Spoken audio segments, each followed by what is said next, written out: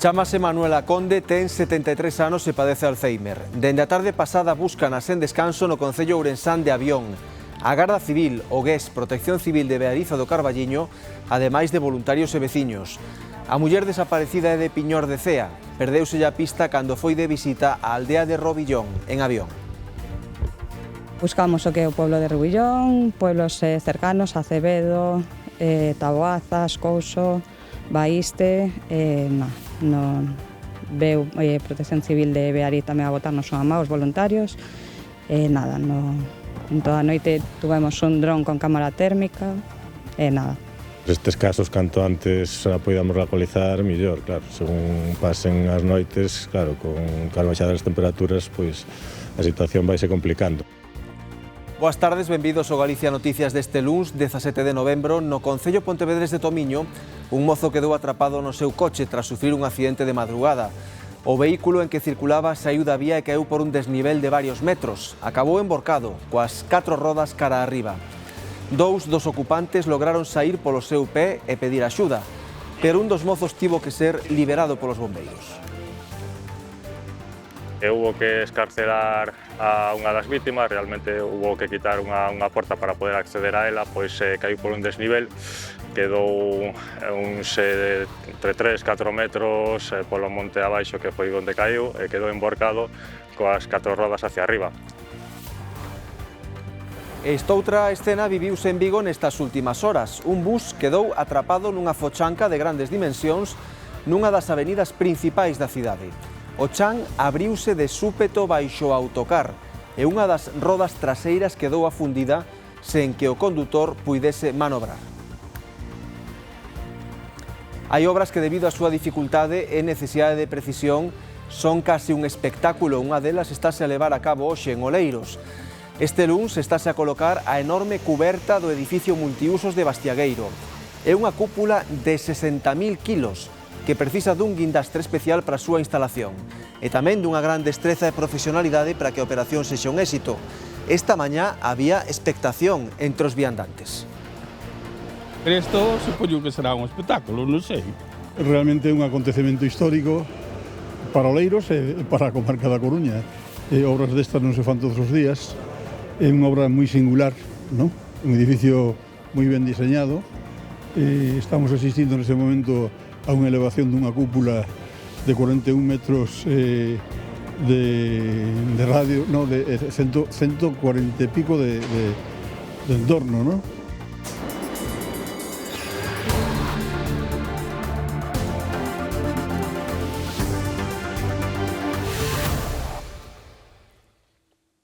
Primeira parada do Galicia Noticias de hoxe en Ferrol, onde os forxados interiores dun edificio ruinoso viñeron abaixo nas últimas horas. Non houbo feridos, pero o suceso obrigou a desaloxos e a cortes de rúas. Demetrio, contanos cal é a situación arestora. Pois agora mesmo as dúas rúas que están xusto alrededor deste edificio permanecen cortadas ao tráfico con un perímetro de seguridade para os peóns para evitar riscos, e os inquilinos que tiveron que ser desaloxados do edificio contiguo a este, pois continúan fora dos seus pisos. Hoxe dicíanos hai apenas uns minutos que de momento a última información que lle trasladaban dende o Concello é que ata os xoves non poderán volver hasta os seus domicilios. Denuncias que levan facendo dende hai varios anos xa contra este edificio que está en perigo de derrubamento. Colapsaba onte ao longo do día, foron en varias ocasións ao largo da xornada do domingo ata que contra as 10 da noite, como decimos, se procedía a ese desaloxo. As augas caídas ao longo das últimas semanas poderían estar detrás da causa deste derrubamento. No concello Pontevedrés de Tomiño, un home resultou ferido nas últimas horas despois de que o seu vehículo se precipitara por un desnivel duns 3 metros tras saír da vía. Tras o accidente, o afectado tivo que ser liberado para posteriormente ser trasladado ao Hospital Álvaro Cunqueiro de Vigo. Neste estado, emborcado e coas 4 rodas cara arriba, quedou o vehículo accidentado esta madrugada no quilómetro de PO 344, a estrada que une Tomiño con Gondomar, á altura da parroquia de Tebra. O incidente ocorreu contra as 12:30 desta madrugada cando un particular alertou os servicios de emerxencia de que o turismo se precipitara por un desnivel de entre 3 e 4 metros de pendente tras saírse da vía. No seu interior viaxaban 3 persoas, das cales 2 puideron sair do automóvil polo seu propio pé. O terceiro ocupante, un mozo veciño de Gondomar, quedou atrapado na parte traseira do vehículo, polo que os bombeiros do Porriño e do GES do Valmiñor tiveron que cortar a porta do condutor para liberalo. Hubo que escarcelar a unha das vítimas, realmente hubo que quitar unha porta para poder acceder a ela, pois caiu por un desnivel, quedou entre 3 e 4 metros polo monte abaixo, que foi onde caiu, e quedou emborcado coas 4 rodas hacia arriba. Entón, pois pola dificultade do terreo e máis a posición do vehículo, pois foi necesario facer a extracción da vítima. Tras ser rescatado, o afectado, que quedou ferido, precisou ser portado en Padiola ata a ambulancia que acudira ao lugar, que posteriormente o trasladou ao Hospital Álvaro Cunqueiro de Vigo. Os outros 2 ocupantes, que tamén sufriron danos a causa do incidente, acudiron ao centro sanitario polos seus propios medios. Na intervención que tivo lugar contra as 12:30 desta madrugada, participaron tamén efectivos da Garda Civil, de Urxencias Sanitarias e voluntarios de Protección Civil de Tomiño. En Vigo, un tramo da Avenida de Madrid permanecerá cortado o tráfico mentres reparan a fochanca en que un autobús quedou atrapado este domingo. O afundimento do firme non ocasionou danos persoais e, segundo o Concello, foi a consecuencia do colapso dun colector de augas pluviais. Rexistrouse nunha das principais vías da entrada á cidade que está en obras de remodelación. Os seus usuarios levan con paciencia as incomodidades que xeran en ocasións. A primeira hora da mañá comezaba a reparación da fochanca que onte deixou atrapado un autobús con viaxeiros. Non houbo danos persoais, pero o afundimento do asfalto provocou algunhas retencións e a sorpresa dos usuarios polas súas dimensións. Espero que nos abra outro e nos lleva a todos. Menos mal que non me tocou a min. Ao andar en obras, ao chover como chove, é normal. Cando vine a mañá, bastantes atascos, esa é a verdade. No contaba con tener todo esto hoy y sí que me está retrasando un pouco. Estoy haciendo cositas del trabajo. Mentres duren os traballos de reparación, un pequeno tramo dun dos carrís ascendentes da Avenida de Madrid permanecerá pechado ao tráfico. O focho rexistrouse nunha das principais vías de entrada á cidade que leva meses en obras de remodelación. Está a policía aí, porque van cada unha, sobre todo os que ven de ali, que queren dar para arriba, non saben ben por que carril, pero bueno, normalmente vais tirando. Eu veño de Pontevedra para traballar aquí, entón vou por arriba pola autovía para evitar a Avenida de Madrid porque é imposible. É moi tedioso todo o atasco que hai. Intentas ir por los alrededores, es lo que hay. Si no quieres meterte en el follón. Os usuarios buscan alternativas porque as obras xeran atascos ou incomodidades en momentos puntuais, pero a maioría comprende a situación. Si queremos algo que esté bien, pues tenemos que aportar todos. Muy bien, lo están haciendo muy bien. Nos sacrificamos para el resultado. Es así, qué remedio. Pero bueno, bastante bien. Sí, yo he pasado bien, vamos. Ao estar en obras sei o que hai. Segundo informou o Concello de Vigo, a causa do afundimento estivo no colapso dun colector de augas pluviais que nada ten que ver coas obras que se executan na zona. Aínda así é moi antigo e xa estaba prevista a súa substitución e ampliación. Os técnicos agardan que a reparación non se prolongue máis de 48 horas. A Policía Nacional abriu unha investigación en Vilagarcía despois de que unha moza de 19 anos resultara ferida por arma branca. Os feitos tiveron lugar nun hotel desa localidade de madrugada onde a vítima estaba acompañada da súa parella. Foi el quen deu a voz da alarma. Explicou que a súa moza sangraba moito por unha perna. A ferida foi trasladada ao Hospital do Salnés e despois ao Montecelo. Tivo que ser operada debido á gravidade das lesións. A propia moza declarou ante a policía que todo foi un accidente e que se feriu fortuitamente cun coitelo pro embutido que a parella tiña no cuarto. Lea, a primeira hora desta mañá na Coruña, ocorreu no interior desta churrería da Ronda do Outeiro e saldouse cun detido. Un mozo de orixe magrebí que entrou ao local ameazando a clientela e o encargado con 2 coitelos. Foi outro home norteafricano que no confrontou, feriuse nos brazos pero non quixo acudir ao hospital. O agresor, que segundo o dono do local xa lle escachara a pantalla noutra ocasión, foi detido pola Policía Nacional. O Tribunal Superior de Xustiza de Galicia ratifica a sentenza de 15 anos pro líder da trama da Operación Lince, Carlos Silla. A outro dos procesados, Fernández Pajuelo, o TSJ, imponlle 6 anos e 3 meses de prisión. Na operación levada a cabo durante a pandemia, os axentes encantaurse dun grande alixo de 3,2 kilos de cocaína, valorado en máis de 127 millóns de euros e que viña a bordo do veleiro Benirrás, que se afundiu en marzo de 2021 a poucas millas da Guarda.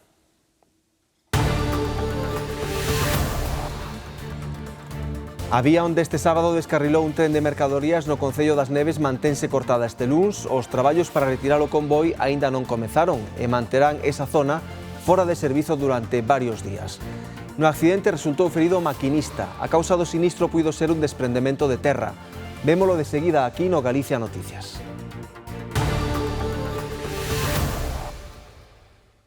Buscan desesperadamente no Concello Ourensán de Avión unha muller de 73 anos que padece Alzheimer e saiu onte dunha casa que fora de visita sen que ninguén se dese conta. De momento non hai rastro dela, dificulta a busca que a muller non coñece a zona porque é de Piñor de Cea e a orografía é complicada. Manuela Conde ten 73 anos e padece Alzheimer. Onte á tarde saiu desta casa de Robillón sen que a familia se decatase.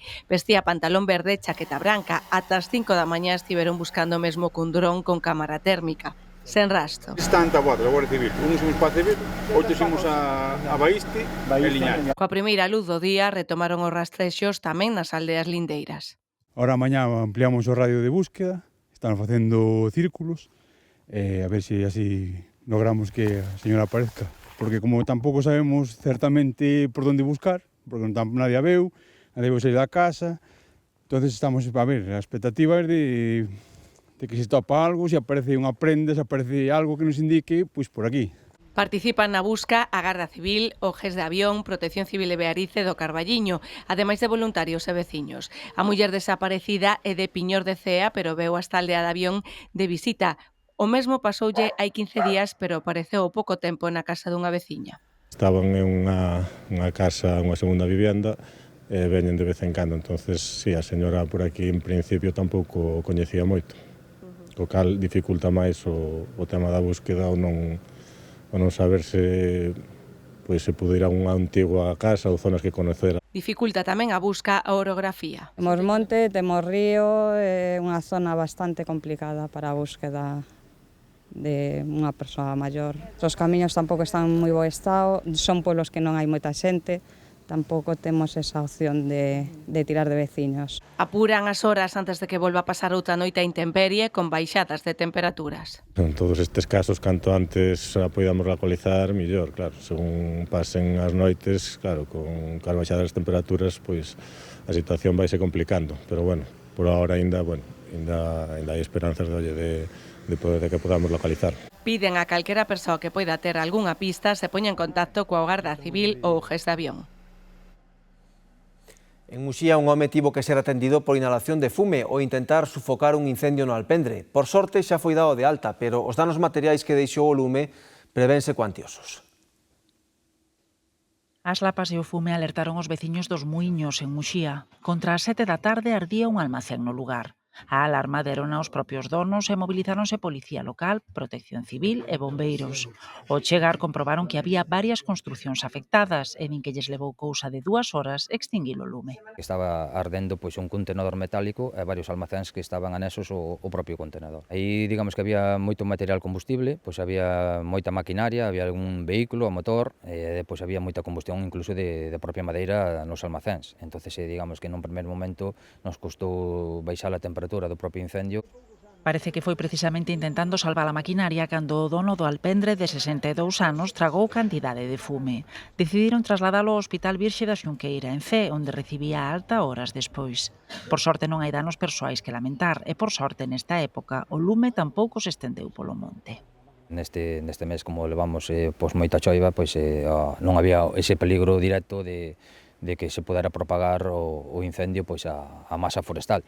E ademais tamén, como non había vivendas inmobles anexos á mesma, está a vivenda dos propietarios, pero un pouco apartada, separada, non había outro peligro para que se pudera propagar a outras zonas. Iso si, os danos materiais prevense elevados. Iso pensa José, un veciño que veu interesarse polo estado de saúde do afectado. Tiña unha segadora, tiña unha motogadaña desas, tiña unha maquiniña que se utiliza moito en Suiza que é para subir as cargas de cousas polos montes arriba, unha moto buenísima, e tiña moitas cousas e ardiu todo.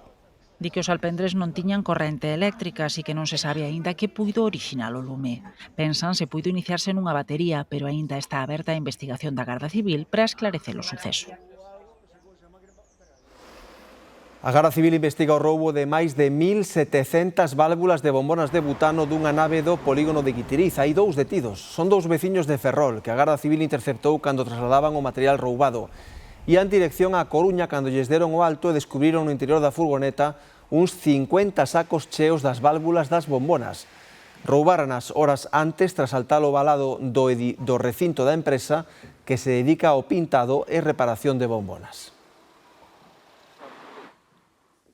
O episodio de toxina que se está a dar nas rías galegas avanza. A Marea Vermella está a paralizar gran parte da actividade bateeira con numerosos polígonos pechados. Andrea.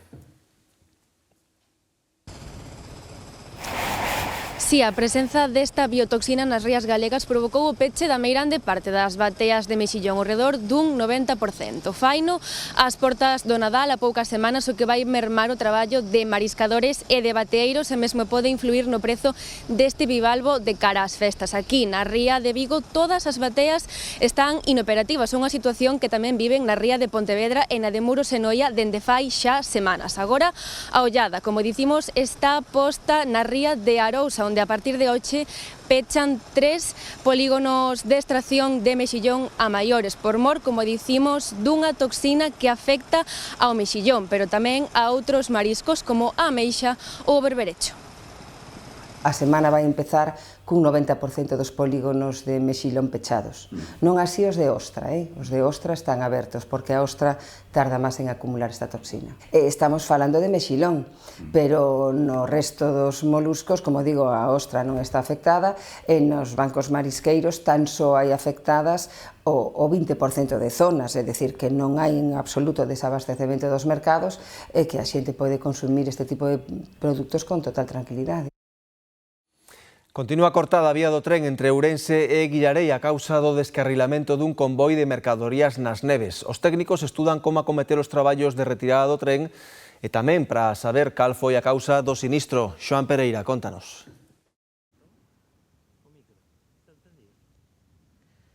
Si, aínda está en fase de estudo o xeito en que van retirar o convoi da vía. Técnicos do Adif supervisan esta mañá o lugar para planificar os labores de retirada da máquina, dos vagóns e da carga.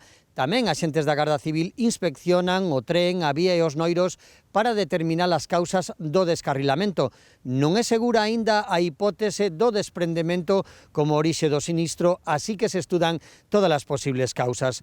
Todo apunta, iso sí, a que este treito ferroviario entre Ourense e Guillarei vai estar cortado durante varias semanas. Así quedou a parte do convoi máis afectado polo descarrilamento. A forza do impacto e a inercia que levaba o tren fixo que 9 dos 17 vagóns saíran por completo do raíz. Quedaron uns da cabalo dos outros. As arredor de 35 bobinas de aceiro que transportaba e o propio tren superan xuntos as 1000 toneladas de peso. Iso explica o xeito en que se formou o amasillo de ferros e o estrondo que escoitaron os veciños. Un estruendo moi grande. Despois con lume incluso, non hai moito máis que contar. Despois, claro, cando salimos xa miramos o que era o tren que descarrilara. Sentimos como estruendo aí. Todo o chaval este que pois agora de Jafra Paixa dixen: non piensas que descarrilou un tren aí? Dixen: non jodas. Pono visto o chispadillo? Sí. Claro, logo xa, estos da fábrica xa fomos para aquí, para ali. E o condutor estaba ben. Ele dixo que estaba ben. A orografía da zona en que se produciu o descarrilamento dificulta o acceso dos guindastres que terán que empregarse para retirar a parte do convoi máis afectada. Outros 8 vagóns poderán ser retirados pola propia vía. O Adif apunta, segundo as primeiras valoracións, a un desprendemento no noiro pola chuvia como hipotética causa do accidente, aínda que non se desbotan outras posibilidades que investiga tamén a Garda Civil. O muro ese está todo destrozado, ademais son uns pilares de pedra, de hormigón e todo, e tuvo que desplazarse algo para que o maquinista tropezara contra eles, iso seguro. A velocidade por aquí pasan, porque é lógico que pasen, non? Pero non creo que sea por iso. Ademais dos danos nos propios raíz, resultou afectado o tendido eléctrico que levará tempo repoñer, un prazo que se podería alongar durante varias semanas. Entre mentres, os pasaxeiros deben cubrir o traxecto entre Vigo e Ourense en autobús.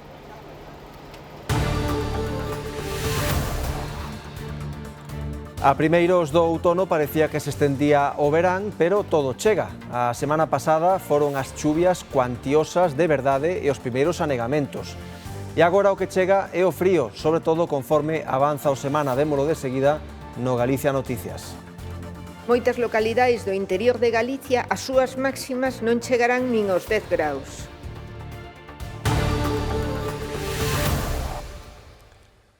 Imos agora ata o Concello de Oleiros, ali concretamente en Bastiagueiro estáse a levar a cabo unha espectacular manobra para poder colocar sobre o futuro multiusos a súa cúpula que pesa 60.000 kilos, Reyes. Sí, e ocupa unha superficie de 1.450 metros cadrados. Para poder colocala sobre o corpo central deste novo edificio multiusos foi necesario un guindastre especial cunha capacidade de carga de 750 toneladas. Numerosos curiosos se achegaron esta mañá ata estas obras do futuro edificio multiusos de Bastiagueiro para seguir ben de preto a espectacular operación programada para este luns. A colocación da cúpula, que pesa 60.000 kilos, ocupa unha superficie de 1.450 metros cadrados e mide 135 metros de perímetro. Nos enteramos polo móvil que se levantaba hoxe e viñamos ver. Pasamos todos os días e nunca tanta gente vi como hoy aí en la obra, por eso digo que puede ser especial. Supoño que será un espectáculo, non sei. Como pesa tanto eso, dicen que pesan un montón de toneladas. Chama atención o subir inteira, como van a facer para subir a cúpula inteira. O que a mí me chama atención que a grúa está dentro, está na parte de dentro, a cúpula ten que estar aí embaixo, até como vai a subir a cúpula para arriba tendo a grúa dentro. Non sei como van a facer, por eso estamos aquí mirando. A complexa e vistosa manobra bailenta comezou contra as 11 da mañá. 2 horas despois, os operarios afanábanse en nivelar ben a cúpula para poder erguela sen problemas e encaixala sobre o corpo central deste inmoble bautizado como a Colmea, que acollerá todo tipo de eventos culturais, deportivos e sociais. O edificio surde na primeira idea como pode ter pouco impacto visual, non? Por eso o edificio desde fora verse que como unha pirámide que vai decrecendo en altura para que o impacto visual sexa menor e podase ver o bosque que está detrás, que é importante, non? E logo o edificio surde tamén como un círculo ou un polígono con forma circular, un pouco por esa idea democrática de que todo o mundo este a mesma distancia do foco. Ven moita xente de fora, pa aquí, está ben que faigan estas cousas, sí. Muy bonito y para lo que va a ser me parece un edificio de maravilla. A Colmea terá unha capacidade para 4.000 persoas, conta cun investimento de máis de 12 millóns de euros e está previsto que estea rematada a finais do 2026. Leva décadas liderando os concellos coa poboación máis nova da provincia de Lugo e dos poucos que seguen gañando poboación. E agora, segundo os últimos datos do Instituto Nacional de Estatística, en Burela, falamos desta vila da Mariña, tamén está o barrio onde viven máis persoas novas que maiores de 65 anos. Trátase dun barrio da zona centro onde viven máis de 2.000 persoas. Burela é das poucas vilas galegas onde a demografía fala en positivo e a tendencia non é nova. Leva así 2 décadas. Nos últimos anos gañou case 1.000 habitantes e a idade media non supera os 42 anos. Esto habla bien de la población, que hay alegría, hay dinamismo y también progreso. Que habrá un 10 ou un 12% máis xente, sí, nova, sí.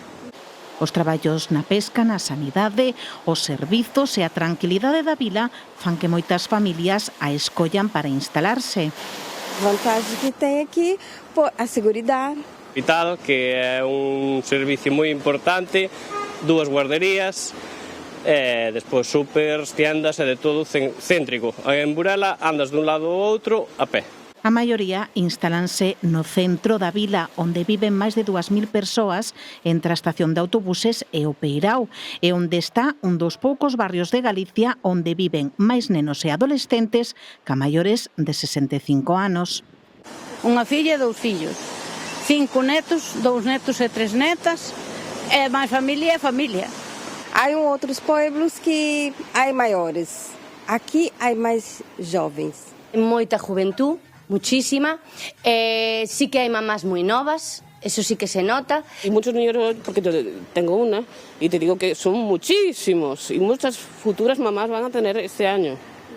Con case 10.000 habitantes, a vila é todo un exemplo de convivencia. Nela cohabitan ata 51 nacionalidades. Abrímonos a todo o mundo, entonces toda esa xente ao final trae xente máis nova, e iso eu creo que é o que máis move a Burela.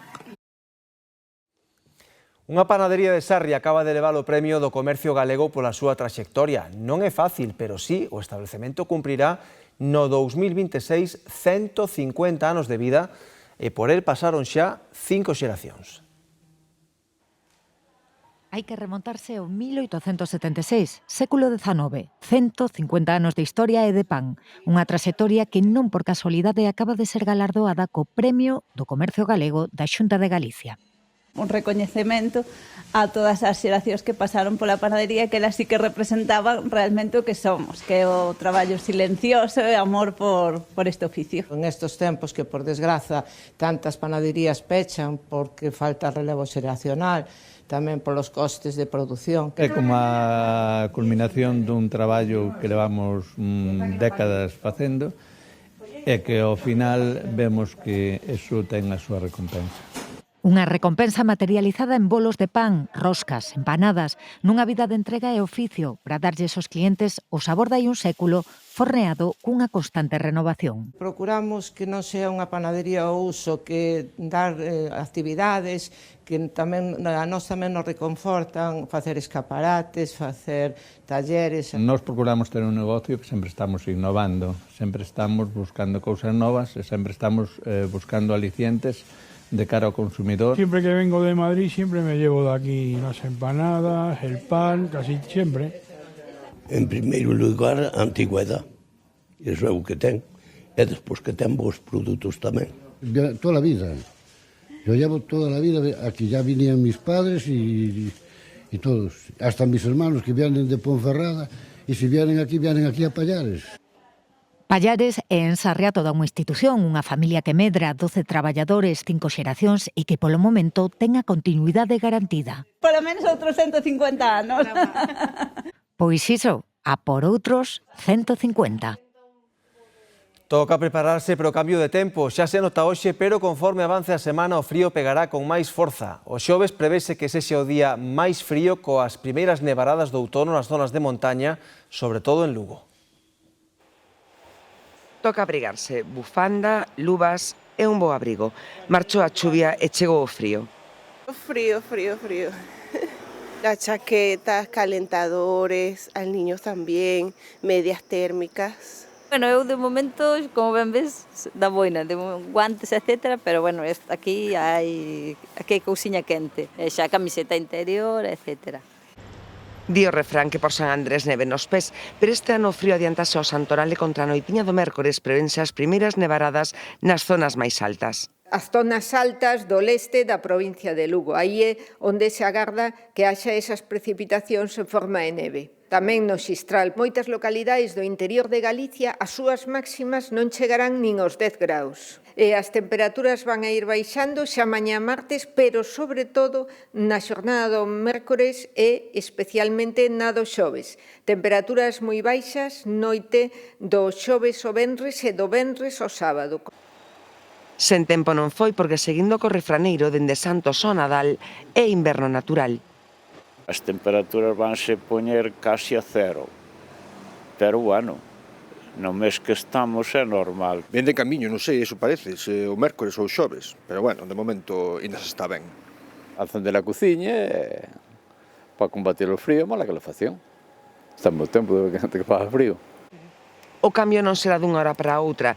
Prevese que o tempo vai arrefriando conforme avance a semana. O xoves será posiblemente o peor día, aínda que, como a todo, depende para quen. Como es mi primer frío acá, entonces es fuerte, pues me estoy adaptando. Muy abrigadita, pero me gusta mucho el clima de aquí. Es el primer invierno que voy a pasar aquí en Galicia. Cuba es un país muy caliente y este frío me encanta. situacións de sudoeste con precipitacións, con ventos fortes, que é o que tivemos hasta ahora, e a outra situación moi típica é influencia anticiclónica, ventos do nord-nordés, chegada de masas de aire frío, que é xustamente o que temos esta semana. Semana fría, pero seca e soleada, perfecta para disfrutar das estampas propias do outono e de ríos e fervenzas a reventar despois da chuvia dos últimos días. Comezamos a semana en que se celebra o Día Mundial do Neno. Na Galega levamos anos sumándonos a UNICEF na defensa dos dereitos da infancia. Datos para facelo non faltan. Calcúlase que a finais de 2026 podería haber 6,5 millóns de nenos en escolarizar máis ca hoxe e que en 2030 podería haber tamén 4,5 millóns de mortes máis de menores de 5 anos. A misión aquí en España é recaudar fondos para poder levar a cabo e poder darlle continuidade a todos os proxectos que temos a nivel global en países onde son necesarios aínda defender e protexer os dereitos máis fundamentais dos nenos e das nenas, como pode ser crecer sanos, poder ir á escola, etc. Nunha rúa da zona rural de Vigo levan case 2 semanas sen iluminación pública polo roubo de 100 metros de cable. Técnicos acompañados da policía local inspeccionaron o lugar mentres os veciños seguen á espera da reposición do cable para poder recuperar a tranquilidade de ter luz. Nesta rúa do barrio vigués de Teis, os veciños reclaman que lles restablezan canto antes o alumeado. Din que a partir das 6 da tarde, cando comeza a oscurecer, lles dá medo sair das casas. Nosotros no tenemos culpa de estar sin luz como estamos durante 2 semanas. Yo creo que tuvieron tiempo de reparar la avería, ¿no? Y esto de noche es que no se ve, es que absolutamente nada, nada. De noche, sin ser en coche, no salimos de casa. ¿Qué pasó? Que os roubaron, dicen que son como 100 metros que roubaron. E ahora non temos luz, vamos ya vai unha semana sin luz, e isto é repenente, porque eu non salo para fora. Tengo medo. O roubo de cable no alumeado público é o motivo da falta de luz nesta rúa. Os ladróns levaron case 100 metros de cableado. Tengo que ser por la noche, porque por el día, porque ya los veía, digo yo. Yo es que non sé nada. Vigo súmase así a outros concellos da provincia que xa se viron afectados polos roubos de cable para venda de cobre, como Sanxenxo ou Gondomar, onde a situación obrigou a tomar medidas de especial vigilancia para frear os roubos. Pero esto non se ve nada, yo porque tengo luces. Pero, a ver, vas por la calle e vas a trompezones, que non ves nada. Para os veciños afectados, a reposición do servizo do alumeado público é prioritaria. As familias do barrio Ourensán das Lagoas quéixanse polo estado de abandono en que se atopa o único parque infantil que teñen na zona. Despois destes días de chuvia, o recinto está inundado. Tamén din que o espazo de xogo sea anticuado e está moi deteriorado. Piden un arranxo para que os seus fillos e fillas poidan xogar con seguridade. Cheo d'auga, así está este parque infantil situado na praza Daniel González no barrio Ourensán das Lagoas. Este recinto onde deben xogar as crianzas parece unha lagoa e non é un parque acuático. Hai un charco, nada que chova, isto énchese, tarda moito en vaciar, despois o que os columpios e tal están totalmente rotos, viñeron fai uns meses a facer unha pequena reparación, pero nada. Algún papá ten feito tamén algunha reparación, po mantemento, pero bueno, está moi mal. Fácilmente, aquí os días de semana, que este así un pouco don sol, tens que dar conta que isto está entre dous colexios con moitos nenos, e aquí facilmente 40-50 nenos xogando aquí, sabes, cando se pode, porque como está ahora, pero cando seca non é moito peor, non digo non é moito mellor, porque ao final ves que está todo lamado, os nenos se caen, acaban cheos de barro. As máis, os pais e tamén a veciñanza denuncian o estado de abandono e deterioración do parque e din que é o único que teñen nesta zona. Teríamos que alonxar un montón, traemos nenos moi pequenos habitualmente, sempre nos reunimos aquí moitísima xente, pero isto vaise deteriorando, non hai maneira. Este parque está como olvidado, sabemos que ten plan de reformalo, pero hasta que aínda pase a reforma, temos todo cheo de augas e levamos meses que non se pode estar aquí. Pero, mentres tanto, non se execute esa reforma xa proxectada, piden que o Concello de Ourense se ocupe do mantemento desta zona de xogo. Está moi desanxelado, por así decirlo. Está anticuado, os columpios están bastante rotos, ainda que parchear un pouco, pero unha voltiña facíalle falta. Modernizar e e adaptar a todas as idades, nenos con problemas, incluso estaría ben. Gustaríanos que este cuidado, por lo menos, para poderlo usar, hasta que fagan a reforma, gustaríanos que este, que ten moito sitio, podería ser un sitio para os nenos de toda a cidade. Un bo parque, como hai uno en Boiro, moi guai, con teito e con baños e con luz pola noite. Pedimos pois unha reforma, un mantenimiento e que se reforme este parque, está moi deteriorado e moi anticuado xa. Tamén din que hai polas de árbores que están a piques de caer. Xa lle trasladaron as súas queixas á Alcaldía de Ourense, pero din que só recibiron esta resposta no móvil. Aseguran que o único que queren é un lugar seguro onde poidan gozar dos xogos os seus fillos e fillas.